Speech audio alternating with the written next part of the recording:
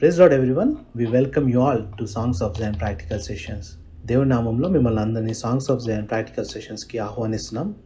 దేవుడి మహాకృపను బట్టి మిమ్మల్ని అందరినీ భద్రపరుచుకుంటూ కాపాడుతున్నాడని విశ్వసిస్తున్నాం.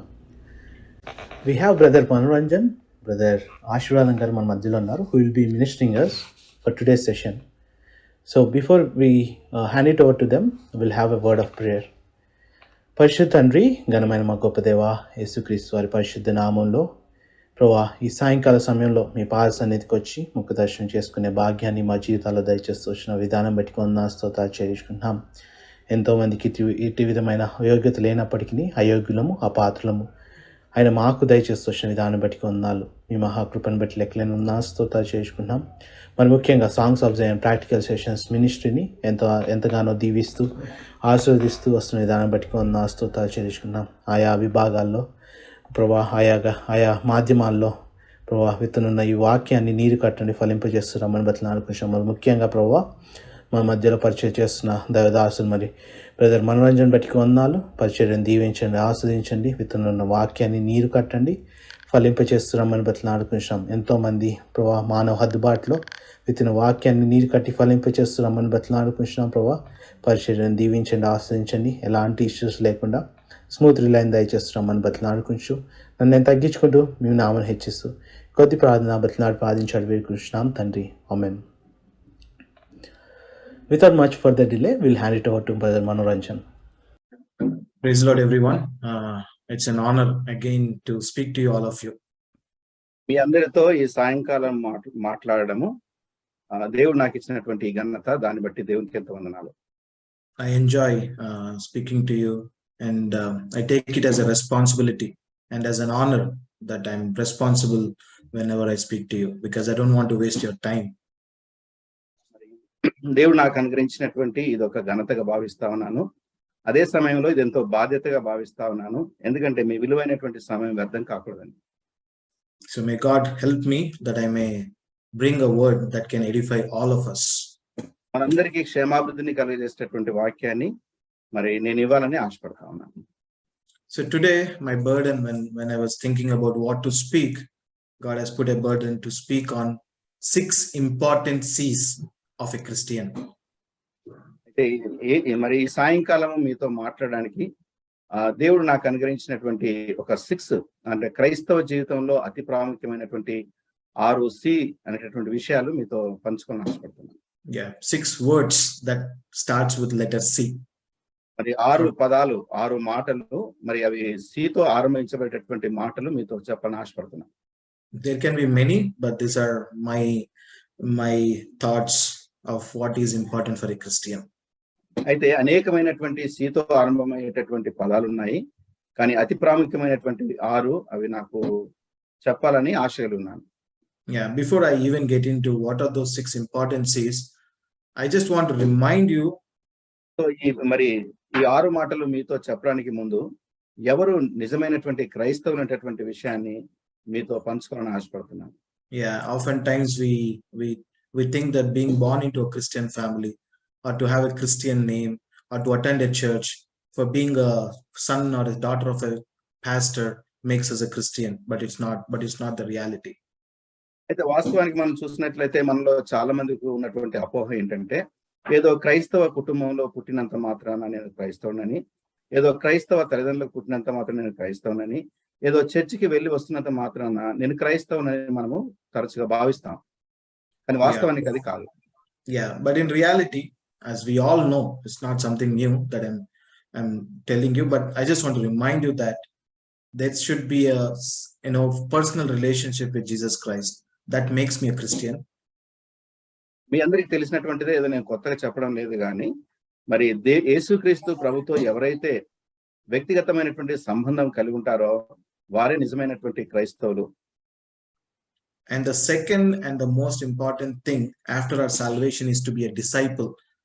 If you look into Acts chapter 11 verse 26, it clearly mentions that, and the disciples were called Christians. మరి దాని తర్వాత మరి రెండవ ప్రాముఖ్యమైనటువంటి విషయం ఏంటంటే, మనము డిసైపుల్షిప్, శిష్యత్వాన్ని కలిగి ఉండాలి. వారే శిష్యులైనటువంటి వారే క్రైస్తవులుగా పిలువబడుతున్నారని అపోస్తల కార్యాలు 11:20 చూస్తాం. It says in 11:26, and the disciples were called Christians first in Antioch. అంత్యోకులో ఉన్నటువంటి శిష్యులు వారు క్రైస్తవులు అనబడ్డారు అని మరి అపోస్తల కార్యాలు 11:26 మనం దాన్ని చూస్తాం. I think this is the first place where we see the word Christian. I think that is correct, but yeah. బైబిల్లో రాయబడ్డటువంటి క్రైస్తవులు అనేటటువంటి వాటిలో చూస్తే ఇది మొదటిసారి మనకు కనబడతా ఉంది. Yeah. So the question is, I know many of us are saved and we have that personal relationship with Jesus Christ, but we miss out the fact that we forget to become the disciples of Christ. మనలో ప్రతి వారికి ఎరిగినటువంటి విషయం ఏంటంటే, ఏ సందేహం లేదు, మనమందరము దేవుని బిడ్డలుగా మనం చేయబడ్డాము. కానీ నిజమైనటువంటి క్రైస్తవ జీవితం ఏంటో మరి మనం తెలుసుకోవాల్సినటువంటి అవసరం ఉంది. On a daily basis, we should be on to that, where we become the disciples of Jesus Christ. మరి దినదినము మనం ఏ రీతిగా యేసుక్రీస్తు ప్రభు వారి యొక్క శిష్యులుగా చేయబడతామో మనం తెలుసుకోవాలి. So maybe the things that we're going to look into, once we start applying that into our life, it will help us to become disciples of Jesus Christ. ఎప్పుడైతే ఈ యొక్క మరి ప్రాముఖ్యమైనటువంటి విషయాలను మనం గమనికగలిగి ఉంటామో అప్పుడు మరి క్రైస్తవులుగా మన యొక్క జీవితాన్ని కొనసాగించగలము. So we'll look into the first C out of the 6 important C's that I want to talk about. అయితే మీరు 6 మరి ప్రాముఖ్యమైనటువంటి పదాల్లో మొదటి C ను మనం ఇప్పుడు చూద్దాం.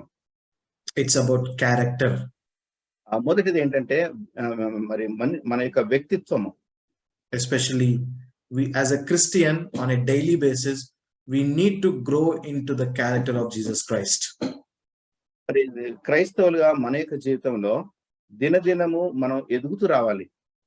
That is the goal that is before us. మన ఎదుట ఉంచబడినటువంటి గురి ఏంటంటే దినదినము మనం క్రైస్తవులుగా మరి వ్యక్తిగతమైన సంబంధాన్ని మనం కలిగి ఉండాలి. క్రీస్తు యొక్క స్వారూప్యంలోకి మనం మార్చబడుతూ ఉండాలి. సో క్రీస్తు యొక్క స్వారూప్యంలోనికి మనం మార్చబడుతూ రావాలి. Romans chapter 8 and verse 29. రోమీయులకు రాసిన పత్రిక 8:29 For those God foreknew, he also predestined to be conformed to the image of his son. ఎందుకనగా తన కుమారుడు అనేక సహోదరుల్లో జ్యేష్ఠుడగునట్లు దేవుడు ఎవరిని ముందుగా ఎరిగనో వారు తన కుమారునితో సారూప్యం గలవారు అగుటకు కావాలని ముందుగా నిర్ణయించెను. So our goal in front of us is to become like his son, which is to be in the character of Jesus Christ. So దేవుని యొక్క ఉద్దేశము, పర్పస్ మన యొక్క లైఫ్ లో ఏంటంటే మనమందరం కూడా యేసుక్రీస్తు ప్రభు యొక్క స్వరూపంలోనికి తీసుకురాబడాలి. But the question is, can that be possible? Can I be completely into the character? Can I be like him in this world completely? అయితే ఈ లోకంలో నేను ఉన్నప్పుడు యేసుక్రీస్తు ప్రభు వారి యొక్క వ్యక్తిత్వమును కలిగి ఆయన స్వరూపంలోనికి నేను మార్చబడము ఇది సాధ్యమవుతుందా? So the answer is 1 John 3:2. దానికి జవాబు ఏంటంటే 1 యోహాను 3వ అధ్యాయము 2వ వచనం ఉంటుంది. 1 యోహాను 2వ అధ్యాయము 3వ వచనం. 2వ వచనం. ప్రియులారా, ఇప్పుడు మనం దేవుని పిల్లలమై ఉన్నాము.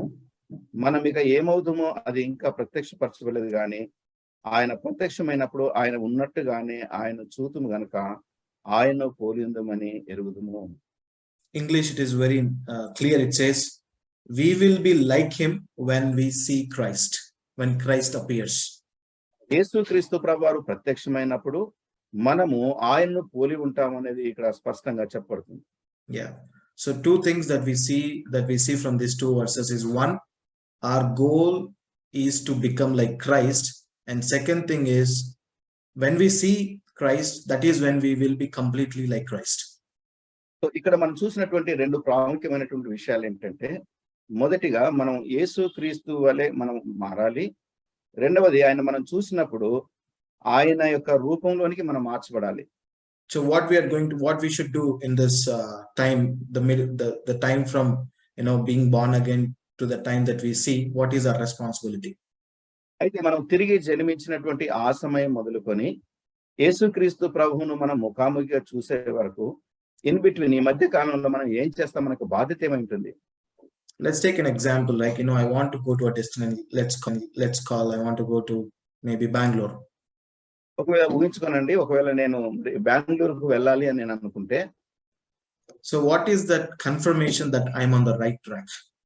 నేను సరి అయినటువంటి మరి మార్గంలో ఉన్నాననేటటువంటి మరి కన్ఫర్మేషన్ నాకు ఎలా కలుగుతుంది? It's like this, when as the time goes by, my distance from the destination keep decreasing. మనం మరి సమయం గడిచే కొలది ఏమవుతుంది అని అంటే, మనం వెనుక ఉన్నటువంటిది తగ్గుతుంది, ముందున్నది తగ్గుతుంది, వెనుక ఉన్నటువంటిది పెరుగుతుంది. So as we are born again Christians, as we know our destination is to be like Jesus Christ, to be in the character of Jesus Christ, as time goes by, as it goes by on a daily basis, our destination or we should be growing close to the likeness of Jesus Christ. మనం తిరిగి జన్మించిన తర్వాత మనం దినదినము యేసుక్రీస్తు ప్రభుతో నడుస్తున్నట్లయితే మనం ఆ గమ్యస్థానానికి చేరే వరకు మనము యేసుక్రీస్తు యొక్క స్వరూపంలో అతి సమీపంగా రాబడతాం. Yeah, we're coming close, but on the final day when we see Christ, we will be completely like him. మనము మరి నెమ్మదిగా యేసుక్రీస్తు ప్రభు వారికి సన్నిహితంగా వస్తూ చివరికి ఆయన ఎలాగున్నాడో ఆయన యొక్క రూపంలోనికి మనం తీసుకొని రాబడతాం. So the question is there a spiritual progress on a daily basis? Am I like Christ? Am I becoming more like Christ in my spiritual life on a daily basis? నా యొక్క ఆత్మీయమైనటువంటి జీవితంలో చూసినట్లయితే దినదినము నేను యేసుక్రీస్తు ప్రభు వలె ఉన్నానా, మరి యేసుక్రీస్తు ప్రభువులోకి దినదినము నేను మార్చబడుతూ ఉన్నానా అనేటటువంటిది ప్రాముఖ్యమైనది. Yeah, it's a reality. It's true that we cannot be like Jesus Christ in this world until we see him, but it's a reality that we will be like him more and more on a daily basis. ఒక మాట సత్యం ఇక్కడ గమనించాల్సిందంటే, ఇప్పుడే యేసుక్రీస్తు ప్రభు యొక్క సంపూర్ణ స్వరూపంలోనికి రాము గాని దినదినము మనం మార్చబడుతూ ఆ ప్రత్యక్షమైన దినంలో మనం ఆయన్ను పోలి ఉంటాము. So when we are able to make that progress, then we can say there's a spiritual progress in our life and we are on the right track to our destination. ఎప్పుడైతే మన యొక్క జీవితంలో సరైనటువంటి పథంలో మనం వెళుతూ ఉంటామో క్రీస్తు వలె మనం కూడా మార్చబడతాము, క్రీస్తు రూపంలోనికి మనం మార్చబడతాము. ఆయన ప్రత్యక్షమైనప్పుడు ఆయన వలె మనం ఉంటాం. So the first C that we have seen is the very important for a Christian is to have a character, the character of Jesus Christ. So మొట్టమొదటి ప్రాముఖ్యమైనటువంటి మాట సి ఏంటంటే క్యారెక్టర్. మన వ్యక్తిత్వము, మన యొక్క మరి లైఫ్ అనేటటువంటిది ఆయన యొక్క స్వరూపంలోనికి మార్చబడుతూ రావాలి. Yeah. Now let's get into the second C, which is in 2 Samuel chapter 12 and verse 13. మరి రెండవ సి చూసినట్లయితే మరి రెండవ సమయాలు 12-13. 2 Samuel chapter 12 and verse 13, it says, and David said unto Nathan, I have sinned against the Lord. And Nathan said unto David, the Lord also hath put away thy sin, thou shalt not die. రెండవ సమయాలు 12-13 చూస్తే, నేను పాపము చేసి తినని దావీదు నాతానుతో అనగా, నాతాను నీవు చావకున్నట్లు యెహోవా నీ పాపమును పరిహరించెను. Yeah. So this is, I don't even need to give you the context, when David sinned, when Nathan came and when he's mentioned about what God is feeling about it, when this is the response of David. So ఇదంతా నేను మరి విషయాన్ని అంతా కూడా నేను మీతో వివరించడం లేదు, కానీ సందర్భాన్ని ప్రాముఖ్యం ఏంటంటే, దావీదు పాపం చేసినప్పుడు నాతాను దావీదు దగ్గరికి వచ్చినప్పుడు దావీదు యొక్క స్పందన అది. So the good thing about, this is the seed that we are learning here in the life of David is confession, trying to correct himself. So రెండవ సి ప్రాముఖ్యంగా మనం చూసినట్లయితే, దావీదు యొక్క జీవితంలో తన్ను తాను సరి చేసుకుంటున్నాడు, తన పాప విషయమై తాను పశ్చాత్తాపడుతున్నాడు. Yeah. So when he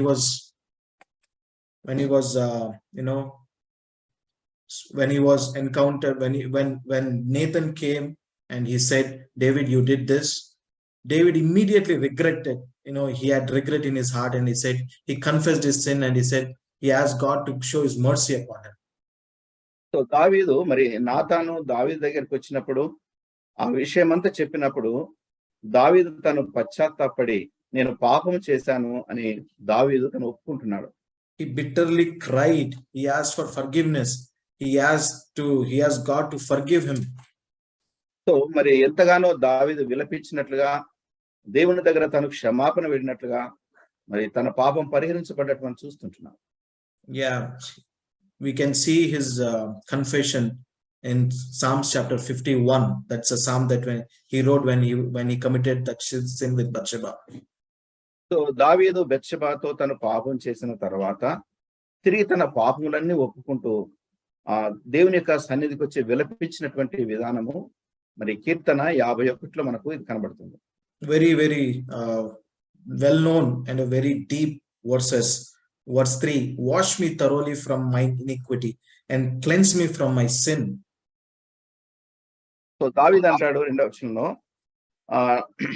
నా దోషము పోవునట్లు నన్ను బాగుగా కడుము, నా పాపము పోవునట్లుగా నన్ను పవిత్రపరచుము. For I acknowledge my transgressions and my sin is ever before me. 3, నా అతిక్రమములు నాకు తెలిసే ఉన్నవి, నా పాపము ఎల్లప్పుడూ నా ఎదుటనున్నది. 7, wash me and I shall be whiter than snow. నేను పవిత్రుడనగునట్లు హిస్సోపుతో నా పాపము పరిహరించుము. Verse 10, create in me a clean heart, O God. And 11, cast me not away from thy presence. And 12, it says, restore me. 14, deliver me. Those kinds of words that he's been using. 10వ వచనంలో మనం చూస్తే, దేవా నా యందు స్థిరమైన శుద్ధ హృదయము కలుగ చేయుము, నా అంతరంగంలో స్థిరమైన మనసు నూతనంగా పుట్టించుము. 12వ వచనంలో, నీ రక్షణానందము నాకు మరలా పుట్టించుము, సమ్మతి గల మనసు కలుగజేసి నన్ను దృఢపరచును. 14th లో, దేవా నా రక్షణకర్తవు దేవా, రక్తాపరాధం నుండి నన్ను విడిపించును, అప్పుడు నా నాలుక నీ నీతిని గూర్చి ఉత్సాహగానం చేయును. Did you see the deep sorrow in the heart of David when he had sinned? దావీదు తను పాపం చేసినప్పుడు తన హృదయంలో ఎంతో లోతైనటువంటి విచారము, చింత కలిగినటువంటి వాడుగా కనబడుతుంది. He didn't say to Nathan, I'm a king, you're just a prophet, why are you coming and saying that I sinned and all these things. But he readily accepted his sin and he confessed before God. So మరి నాతాను తన దగ్గరికి వచ్చినప్పుడు చెప్పినప్పుడు దావీదు నేను రాజును కదా, నా దగ్గరికి వచ్చి ఏం మాట్లాడుతున్నావు అని మరి వ్యతిరేకించలేదు, కానీ ఎంతో దీనుడై తగ్గించుకొని తను పశ్చాత్తాపడవచ్చు. Now the question to us, how many times we go and confess our sins? And second thing, when somebody comes and talks about our mistakes, how many times we readily accept it? ఎన్నిసార్లు మన యొక్క జీవితంలో మనం పొరపాటు చేసినప్పుడు మనం పశ్చాత్తాపడ్డాము? ఎన్నిసార్లు ఎవరైనా మన యొక్క జీవితంలో పలానా విషయంలో తప్పిదం చేశారన్నప్పుడు దాన్ని యథార్థంగా మనం ఒప్పుకున్నాము? ఇది ప్రశ్న ఈ సాయంకాలం. Many times we accuse them, we criticize them for for they coming and telling about of our sins. We try to cover it up. అయ్యో వారు ఎవరైనా ఎదుటి వారు వచ్చి మన యొక్క పాపమును గురించి మనం ఎత్తి చూపించినప్పుడు మన యొక్క పాపాన్ని మనం కప్పి పెట్టుకోవడానికి దాచుకోవడానికి ట్రై చేస్తాము, వారిని నిందిస్తాము, కానీ మనం ఒప్పుకోము. Yeah, I think this is the same attitude we all carry, but it's a reminder to all of us that when we sin, the immediate response of a believer, born again believer, is to go back to Lord and ask for forgiveness. మరి ఇది చాలా ప్రాముఖ్యమైనటువంటి విషయం ఏంటంటే, తిరిగి జన్మించినటువంటి దేవుని యొక్క విశ్వాసిగా బిడ్డగా మన యొక్క తప్పిదం మనకు చూపించబడినప్పుడు ఎంతో యథార్థంగా ఆయన సన్నిధికి వెళ్ళి మనం పశ్చాత్తాపడి సమకూర్చబడాలి. And when somebody comes and talks about something in your life, don't go with a ready thought to criticize them or to be angry on them. Just take time to understand why they mentioned that. Is it real in my life? Is it something do I need to correct? Just give a thought, then decide what you want to do.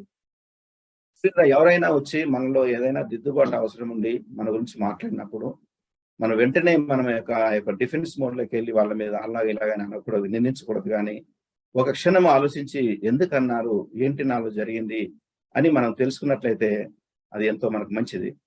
Yeah, it's also true that someone will come and they just want to criticize you for the sake of criticism. So let them do it. God will take care of them. But you be on the side of self-introspection, self-retrospection. Then if that is true, correct. If that is not true, just leave it to the hands of God and God will take care of it. ఎవరో ఏదో ఉద్దేశపూర్వకంగా వచ్చి మనల్ని correct చేయాలని, మన నిందలు మోపాలనేటటువంటిది ఎవరూ చేయరు. కానీ మరి అలాంటిది వచ్చినప్పుడు మాత్రం మనము వారిని నిందించకుండా మనల్ని మనం కరెక్ట్ చేసుకుంటూ ఉండాలి. ఒకవేళ అది నిజం కానట్లయితే మనం వదిలిపెట్టాలి, కానీ దాని విషయంలో వారిని మరి మరి మరి అది వారిని తృణీకరించకూడదు. Yes, usually some people will just come to criticize you just for the sake of criticism also. కొన్నిసార్లు క్రిటిసిజం చేయాలని చేసి కొంతమంది క్రిటిసిజం చేయడం మొదలు పెడతా ఉంటారు. That's none of our business. Let God take care of it. అయితే దాని విషయంలో మనం పెద్ద లోతుగా ఆలోచించవలసిన అవసరం లేదు. ఆ విషయాన్ని దేవుడే చూసుకుంటాడు. I know it's a hard reality not to respond back, but God will help us. God will help me to overcome that, responding back immediately. మరి దేవుడు మనకు ఆ రీతిగా దేవుడు మనకు సహాయాన్ని చేస్తాడు. మనం దేవునికి అప్పగించుకున్నప్పుడు దేవుడు దాని విషయంలో కృప చూపిస్తాడు. Yeah. Now let's look into the third seed. It's in Matthew chapter 15 and verse 11. మత్తయి సువార్త 15:11 మనం చూద్దాము. Matthew chapter 15 and verse 11. Not that which goeth into the mouth defileth a man, but that which cometh out of the mouth, this defileth a man. మత్తయి సువార్త 15:11 మనం చూద్దాం. నోట పడినది మనిషిని అపవిత్రపరచదు, గాని నోట నుండి వచ్చినదే మనిషిని అపవిత్రపరచునని వారితో చెప్పెను. I have more verses on this. Ephesians chapter 4 and verse 29. మరి ఎఫెసీయులకు రాసినటువంటి పత్రిక 4:29. Let no corrupt communication proceed out of your mouth, but that which is good to the use of edifying, that it may minister grace unto the hearers. వినువారికి మేలు కలుగునట్లు అవసరమును బట్టి క్షేమాభివృద్ధికరమైన అనుకూల వచనంలో పలుకుడు, గాని దుర్భాష ఏదైనను మీ నోట రానియకుడి. Next chapter 5 and verse 4. Neither filthiness, nor foolish talking, nor jesting, which are not convenient, but rather giving of thanks. కృతజ్ఞత వచనమే మీరు ఉచ్చరించవలను, గాని మీరు బూతులైనను పోకిరి మాటలైనను సరసోక్తులైనను ఉచ్చరింపకూడదు, ఇవి మీకు తగవు. And there's a very, very strong word in James chapter 1 and verse 26. యాకోబు రాసినటువంటి పత్రిక 1:26 వచనంలో ఎంతో మరి బలమైనటువంటి మాట మాట్లాడుతూ వచ్చినారు. If you claim to be religious but don't control your tongue, you are fooling yourself and your religion is worthless. 126. 26వ వచనం. ఎవడైనను నోటికి కళ్ళెము పెట్టుకొనక తన హృదయమును మోసపరుచుకొనొచ్చు భక్తి గల వాడనని అనుకుని ఎడల వాని భక్తి వ్యర్థమే. So the third C that I want to talk about is our conversations or communication. మూడవ సి ఏంటంటే మన యొక్క ఒకరితో ఒకరు సంభాషించుకునేటటువంటిది, మరి ముచ్చటించుకునేటటువంటి విషయం. So it's very important for a Christian of what we speak. క్రైస్తవులుగా మనం మాట్లాడడం అనేటటువంటిది చాలా ప్రాముఖ్యమైనటువంటి. Not only as a Christian, but in general, if we speak something, it's hard to take it back. It creates a negative impression or it creates an impression about you. మనం ఏదైనా మనం మాట్లాడినప్పుడు చాలా జాగ్రత్తగా మాట్లాడాలి. మనం మాట్లాడినటువంటి మాటను బట్టి ఎదుటి వ్యక్తికి మన మీద నెగటివ్ ఇంప్రెషన్, సరి అయినటువంటి వారు కాదనేటటువంటి దృక్పథం మనకి ఏర్పడితే కనుక మాట్లాడే విషయంలో చాలా జాగ్రత్త మాట్లాడాలి. And when we read from James, it says our religion is worthless based on యాకోబు ఏమంటే మన యొక్క భక్తి వ్యర్థం అంటాడు ఆయన. Yeah, so we need to retrospect because we have a lot of loose talks. We speak just using with a lot of words, vain words. అనేక సార్లు వ్యర్థమైనటువంటి మాటలు చాలా లూజ్గా సులువుగా మనం మాట్లాడుతూ ఉంటాము. అలాంటివి మన యొక్క జీవితంలో మాట్లాడకూడదు. Most of the time talking about negativity of others, talking about what they didn't do good and forget about what they did good. వాడు ఎదుటి వ్యక్తులు ఏమి మంచి చేశారనేది మాట్లాడకుండా వారి యొక్క అబ్సెన్స్ లో వారి గురించి చెడు మాట్లాడతాము. మరి ఇలాంటివి మనం చేస్తా ఉంటాం. And we gossip about others. వేరే వారి గురించి వ్యర్థమైనటువంటి మాటలు మనం మాట్లాడుతూ ఉంటాం. Maybe it's something that being a Christian, or we have to control our tongues. We should be very, very cautious of what we speak in presence or absence of people. వేరే వారి గురించి మాట్లాడుతూ ఉన్నప్పుడు మనం ఎంతో జాగ్రత్త కలిగి ఎదుటి వ్యక్తుల గురించి మాట్లాడాలి. మరి తెలిసి తెలియకుండా ఏది కూడా మనం మాట్లాడకూడదు. కాన్షియస్ తోటి చాలా జాగ్రత్త మాట్లాడాలి. Whenever you speak with people, do they think you are speaking some encouraging, edifying, or your words are useless or discouraging or with lot of discouragement? మనం ఎదుటి వారితో మనం మాట్లాడుతూ ఉన్నప్పుడు వారికి క్షేమాభివృద్ధిని కలిగించేటటువంటి మాటలు కానీ, వారిని నిరుత్సాహపరిచేటటువంటివి, వారి గురించి చెడు మాటలు ఎప్పుడు కూడా మనం మాట్లాడకూడదు. Do people come to us for our counsel, to talk to us? When they are full of discouragement, will they come to you so that they may be encouraged? Or when they're fully encouraged, they come to you and they get discouraged? Where are we sitting? మనం ఎవరైనా మన దగ్గరికి వచ్చినప్పుడు మన యొక్క మాటల ద్వారా ఆదరించబడి వెళుతూ ఉన్నారా, లేదా వారు నిరుత్సాహంతో తిరిగి వెళుతున్నారా, మనం ఏ ప్లేస్ లో ఉన్నామో మనము చూసుకోవాలి. So the important thing which is for a Christian is to be talk encouraging conversation, have encouraging conversation. Our communication should be very, very pleasing and edifying to others.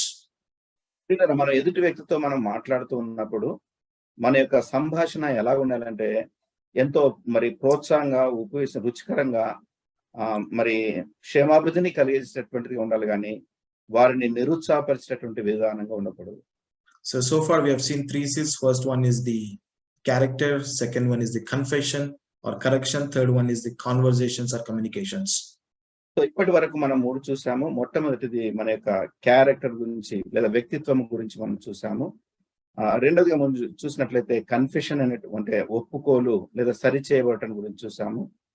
మూడవదిగా మనం చూసినట్లయితే మరి మూడవదిగా చూస్తే కమ్యూనికేషన్, సంభాషణ అది ఎలా ఉండాలో మనం చూస్తూ వచ్చినాం.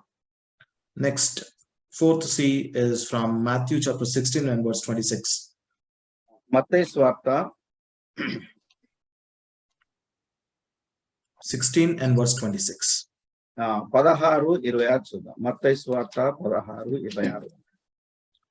For what is a man profited if he shall gain the whole world and lose his own soul? Or what shall a man give in exchange for his soul?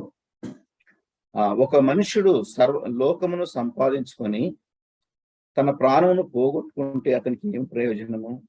ఒక మనుషుడు తన ప్రాణమునకు ప్రతిగా ఏమి ఇయ్యగలడు? So we see that there's a choice here, choice of spirituality.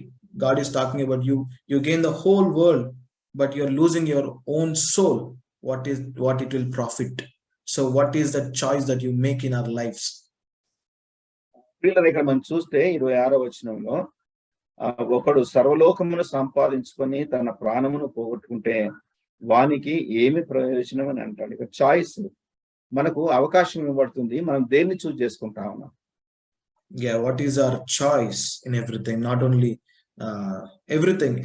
It was told that on a daily basis, everyone makes about 35,000 decisions. It seems 35,000 choices to make every day. మరి మనుషుని యొక్క జీవితంలో చూసినట్లయితే ఎవరైనా సరే రోజుకు దరిదాపు 35,000 డిసిషన్స్ మనం తీసుకుంటాం, తీర్మానాలు మనం తీసుకుంటాం. Yeah, maybe it is small thing like drinking water or anything, sitting there, going here. It's about 35,000, small and big, everything. మరి నీళ్లు త్రాగడం కానీ, వెళ్ళడం కానీ, ఆలోచించడం కానీ, ఇలాంటివన్నీ కూడా మనం చూస్తే దరిదాపు ఒక వ్యక్తి రోజుకు 35,000 తీర్మానాలు చేసుకుంటాడు. So what kind of choices are we making? Is a choice based on spiritual perspective or on the material perspective? అయితే మనం తీసుకునేటటువంటి తీర్మానాలు ఆత్మ సంబంధమైనటువంటివా లేదా వస్తురూపకమైనటువంటి వాటిపైన తీర్మానాలు మనం చేసుకుంటున్నామా? Do we have an eternal perspective on the choices we make? నిత్యమైనటువంటి నిత్యత్వమును కూర్చున్నటువంటి దాన్ని అనుసరించినటువంటి తీర్మానాలు మనం చేసుకుంటున్నామా? I know that before we know Christ, our choices are based on completely on the entirely on the earthly life, what I can get in this world, what can I do in this world, and all those things. యేసుక్రీస్తు ప్రభువును మనము అంగీకరించడానికి ముందుగా మనం తీసుకునేటటువంటి తీర్మానాలన్నీ కూడా ఈ భూమి మీద నేను ఎలాగ జీవించాలి, ఏం సంపాదించాలి, ఏం పొందుకోవాలి, ఇలాంటి వాటి పట్లనే మనం దృక్పథం కలిగి ఉంటాం. For example, even in our prayers, even today, I was retrospecting my own prayer. Out of my 10 minutes or 15 minutes prayer, most of the time is spent on asking about something that is related to this world. Give me a job. And I'm not saying not to ask, but I'm saying what is important for us. For us is what I'm trying to talk about. మరి ఒకవేళ 15 నిమిషాలు కనుక మనం ప్రార్థన చేసినట్లయితే ఆ 15 నిమిషాలలో మరి మనం మోస్ట్లీ అడిగేటటువంటి అంటే నాకు ఈ జాబ్ ఇవ్వు, ఆ జాబ్ ఇవ్వు, ఆరోగ్యం, ఇట్లాంటి భూ సంబంధమైనటువంటి వాటి విషయంలోనే మనం ఆలోచించగలుగుతాం. Yeah, and it's not wrong to ask all those things, but my point is, what takes preference? Do we have the same kind of burden when I have a spiritual need?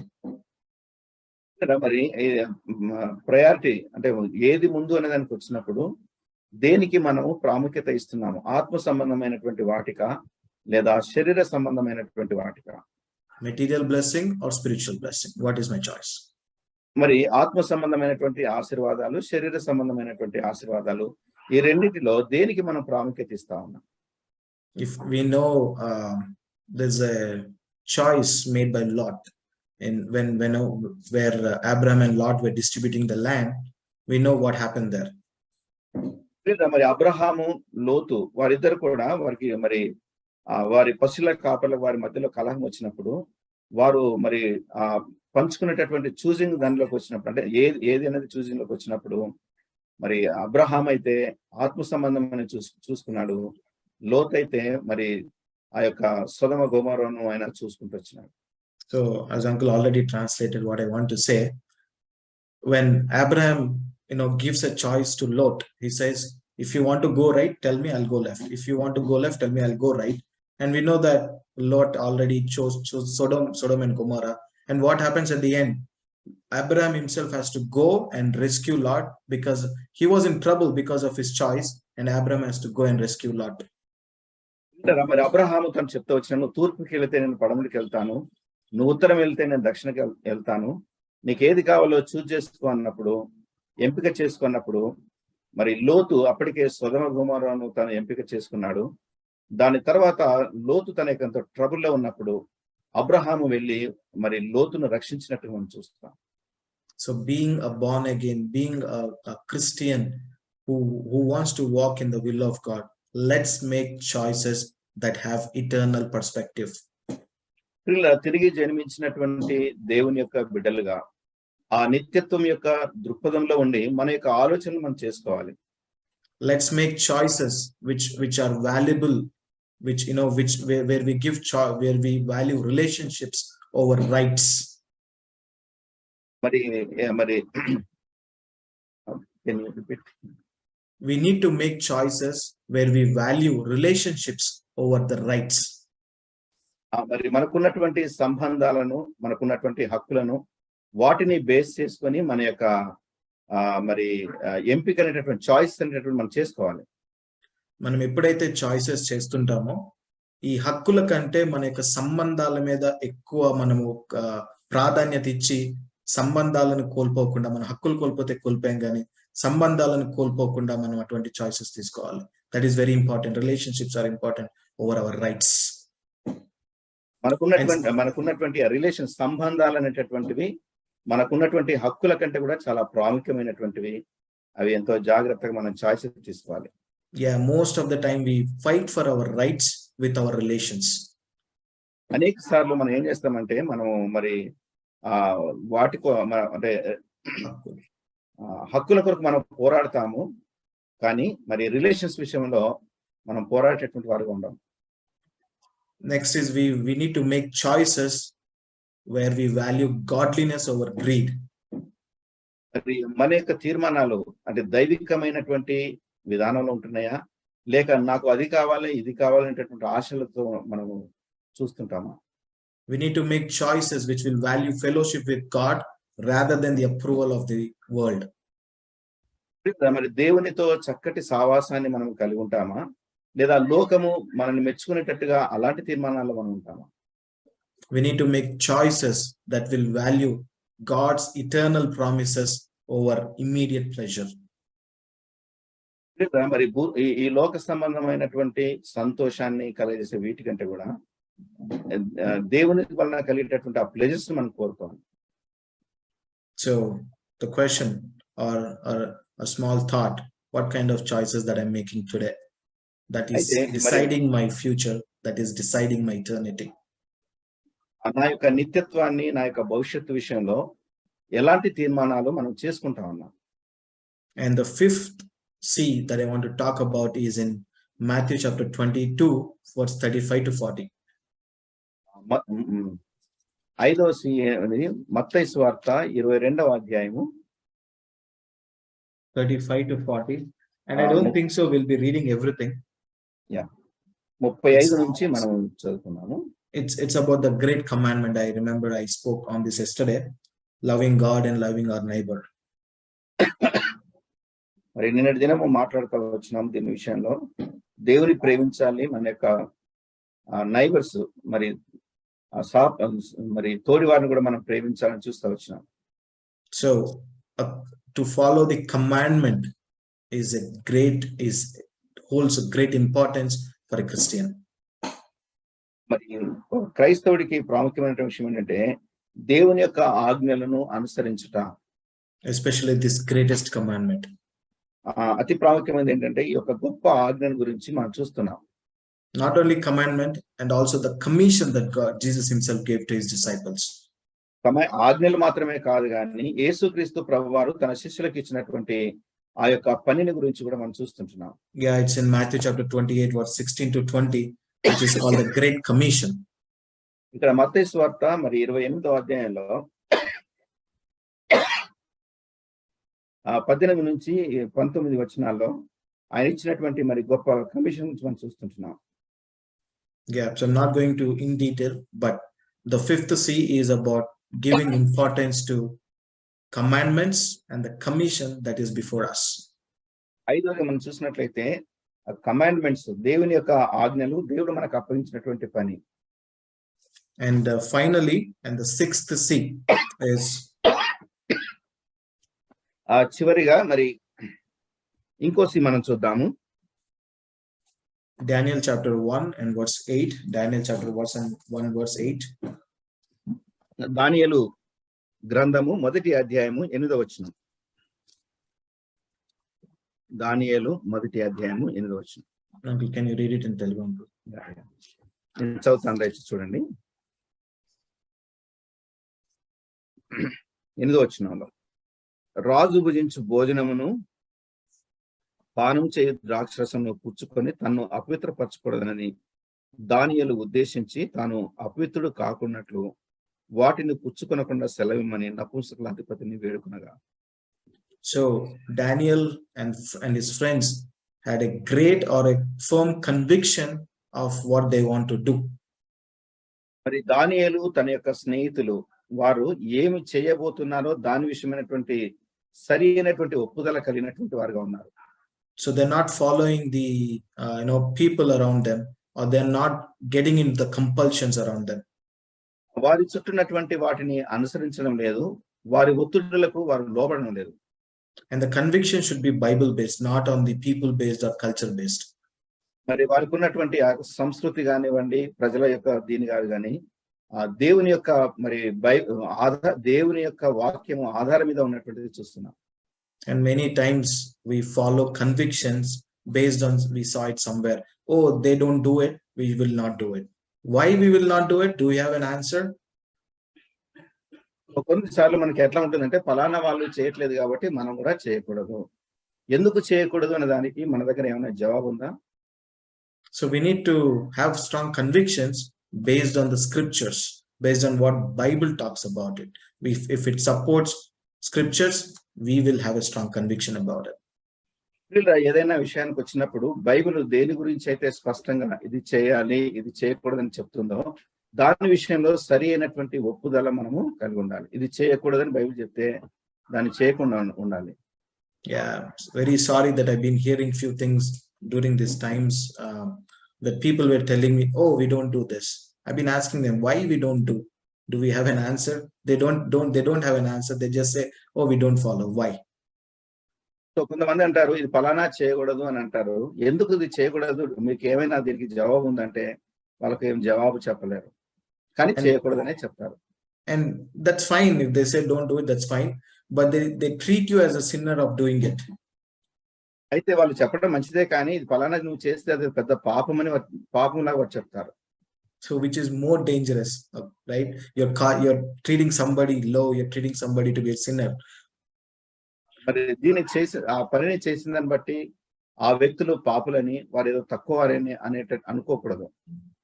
Yeah, so my point is we need to have strong convictions based on the scriptures, not based on what the culture is, what the compulsion is around, or what the custom is. మరి బైబిల్ను ఆధారం చేసుకున్నటువంటి ఒప్పుదల మనం కలిగి ఉండాలి, కానీ మన చుట్టూ ఉన్నటువంటి ప్రజలు కానీ ప్రజల యొక్క సంస్కృతిని బేస్ చేసుకొని మనుషులు కల్పించినటువంటి పద్ధతులు అలాంటి వాటిని మనము ఇవి దైవోపదేశంలోని భావించకూడదు. And if we were just reading about Daniel, it says, they had a strong conviction that they won't, eat the forbidden food, which is an old tradition for Hebrews, which is right. They are following their conviction. ఈ పాత నిబంధనను అనుసరించి చూసినట్లయితే మరి అపవిత్రమైనటువంటిది తినకూడదు అనేటటువంటిది మరి దానియేలు వాళ్ళు దాన్ని అనుసరిస్తూ వస్తున్నారు. వాళ్ళు they stood against Babylonian people, and they were standing for their conviction, and they were faithful to God. మరి బబులోని యొక్క వారి సంస్కృతికి విరోధంగా వారు మరి నిలబడి అలా గట్టి ఒప్పుదల కలిగి ఆ పవిత్రత విషయంలో వారు ఎంతో పాటుపడతా ఉన్నారు. Yeah, many times on a daily basis we don't do things with conviction. For example, while we sing songs, we just we just sing without any conviction. We don't even mean it. మనం పాట పాడతాము చాలాసార్లు, కానీ మరి నిజమైనటువంటి ఒప్పుదల కలిగినటువంటి పాటలు పాడదాం భావం ఏంటో కూడా తెలియకుండా మనం పాట పాడేస్తా ఉంటాం. Yeah, one person was somebody I was hearing in somewhere that Christian speaks more lies on a Sunday, it seems. క్రైస్తవులంట మరి అధికమైన అబద్ధాలు ఆదివారం రోజే వారు పాడతారంట, చేస్తారు, అబద్ధాలు ఆడతారు పాపం. We sing a lot of songs, right? And there is a song in English that says, I want you more than gold or silver, only you can satisfy, you are the only real joy giver. And whenever it comes to gold or whenever it comes to silver, if it is of material things, we put God next and we go and get that money or get some material things. పిల్లరా మరి దేవుని యొక్క సన్నిధికి వచ్చినప్పుడు దేవుని యొక్క పాట పాడుతూ ఉన్నప్పుడు బంగారము ఇది అది అని చాలా ప్రశస్తమైనదని పాడతాం, కానీ రియల్ లైఫ్ లోకి వచ్చేటప్పుడు బంగారం కనబడితే దేవుడేమో తర్వాత అవుతాడు, బంగారం మనకు మొదటిది అవుతుంది. We say, God, you only can satisfy, but we find our satisfaction in many other things. ప్రభా మమ్మల్ని తృప్తిపరిచేటటువంటిది మీరు మాత్రమే, బయట ఉన్నటువంటి ఏది కూడా మనం తృప్తిపరచలేమని అంటాము. But we find our joy or satisfaction in the material things or the things outside of God. దేవునికి వేరుగా ఉన్నటువంటి వాటి ద్వారా సంతోషాన్ని, ఆనందాన్ని పొందుకునే ప్రయత్నం చేస్తాం. These are all from my own life, how I talk, how I pray, how I sing. When I was retrospecting my own life, my joy is different, my satisfaction is different. When I compare material things with godly things, how I used to run behind these material things. God was teaching me all these things. So మరి brother యొక్క life లో కూడా మరి దేవుని యొక్క విషయాలను చూసినప్పుడు, లోక సంబంధమైన వేరే విషయాలు చూసినప్పుడు తను వేటికి ప్రాధాన్యత ఇచ్చినాడో తన యొక్క లైఫ్ లో తను చూస్తూ వచ్చినాడు. So we need to have conviction of what is biblical, and whatever we need to do with conviction. It's not a casual thing that we come and pray, or not a casual thing that we come and sing. We need to sing with conviction and deep understanding of those things. ప్రియులారా, మనం దేవుని యొక్క సన్నిధికి మనం వచ్చినప్పుడు ఆ నిజమైనటువంటి ఒప్పుదలతో రావాలి. నిజమైన ఒప్పుదలతో మనం పాటలు పాడాలి. నిజమైనటువంటి ఒప్పుదలతో దేవుని యొక్క సన్నిధిని మనం వెతుకుతూ రావాలి. So these are the 6 things that we were able to see. The first to see that we saw was to have a character of Jesus Christ. మొట్టమొదటి సి ఏంటంటే మన యొక్క జీవితంలో యేసుక్రీస్తు ప్రభువారి యొక్క వ్యక్తిత్వము మన యొక్క జీవితంలోకి రావాలి. So do I have that character? Am I growing on a daily basis? Is there a spiritual progress in my day-to-day life? దినదినము నా యొక్క జీవితంలో ఆత్మ సంబంధమైనటువంటి ఎదుగుదల ఉందా అనేటటువంటిది మనము చూసుకుంటూ రావాలి. Second C is about confession or correction. రెండవది సి మనం చూస్తూ వచ్చిందంటే కన్ఫెషన్. దావీదు వలె మనం ఒప్పుదల చేసుకొని మన యొక్క జీవితాన్ని మరి దిద్దుకోవాలి, సరి చేసుకోవాలి. Whenever I fall into a sin, when God brings it to my attention, or somebody brings it to my attention, am I readily accepting it? Am I readily going to the Lord and asking for forgiveness with deep sorrow in my heart? ఎవరైనా మరి మన విషయంలో వారు కానీ లేదా దేవుడు కానీ ఏదైనా మన జీవితంలో పాపమును చూపించినప్పుడు దాని విషయంలో మన ఒప్పుదల మనం కలిగి ఉండాలి. And third C that we saw is about conversations and communication. Is my conversation and communication edifying, encouraging? మూడోగా చూసినట్లయితే మన యొక్క కాన్వర్జేషన్, సంభాషణ మరి అది ఎదుటి వారికి క్షేమాభివృద్ధిని కలిగేసేటటువంటిదిగా ఉందా, లేదా మరి వారికి నిరుత్సాహాన్ని కానీ మరి కలిగేసేటటువంటిది ఉంటుందా? And fourth C is about choices. Is my choice eternal perspective, spiritual perspective, or material perspective? మనం తీసుకునేటటువంటి తీర్మానాలు మరి నిత్యత్వానికి సంబంధించినవి ఉన్నాయా, అలాగే మరి దేవుని కొరకు సంబంధించినటువంటిగా ఉన్నాయా? And fifth C was about commandment and commission. Am I focused on the commandment, the greatest commandment and the greatest commission that Jesus gave? ఐదవదిగా మనం చూసినట్లయితే యేసుక్రీస్తు ప్రభువారు మనకు ఆజ్ఞాపించినటువంటి ఆజ్ఞలను మనం అనుసరిస్తున్నామా? రెండవది దానిలో మనం చూసినట్లయితే యేసుక్రీస్తు ప్రభువారు మనకు అప్పగించినటువంటి ఆ గ్రేట్ కమిషన్ పనిని మనం చేస్తూ ఉన్నామా? And final C is about convictions. Do I have or do I do things with conviction based on the biblical convictions, not on the cultural custom convictions? మరి ఆరవదిగా మనం చూసినట్లయితే మన యొక్క కన్విక్షన్స్, ఒప్పుదల అనేటటువంటిది మరి బిబ్లికల్ దేవుని యొక్క వాక్యాన్ని దేవుని అనుసరించి ఉంటున్నాయా, లేదా మన చుట్టూ ఉన్నటువంటి ప్రజలు కానీ కల్చర్స్ మరి వీటిని బేస్ చేసుకొని మనుషులు కల్పించినటువంటి పద్ధతులు వీటి మీద ఉంటుందా? Yeah, we oftentimes make others' convictions to be our convictions, where we go blind in this. ఏమనుకుంటామంటే వేరే వారి యొక్క ఒప్పుదలను మన ఒప్పుదలని మనం అనుకుంటాం. So may God help us, where we, being a Christian, we may grow more into the likeness of Christ.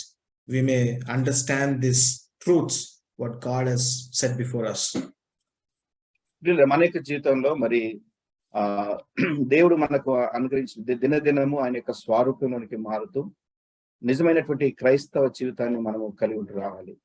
May God help us to ఎదిగేటటువంటి క్రైస్తవ జీవితాన్ని మనం కలిగి ఉండాలి. May God help us to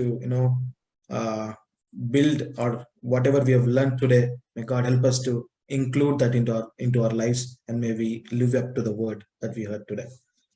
ఈ దినము మనం నేర్చుకున్నటువంటి విషయాల్లో దేవుడు మనకు సహాయం చేయను గాక, దాన్ని అనుసరించి మన యొక్క జీవితంలో మనం నడుచుకుందాం గాక, ఆ వాక్యం యొక్క మరి అంతస్తులోనికి మనం చేరినట్లుగా దేవుడు మనకు సహాయం చేయను గాక. Praise the Lord, everyone, and Uncle, thank you so much for translation. మరి మీ అందరికి కూడా ప్రత్యేకమైనటువంటి వందనాలు, దేవునికి కృతజ్ఞతలు చెల్లిస్తున్నాను.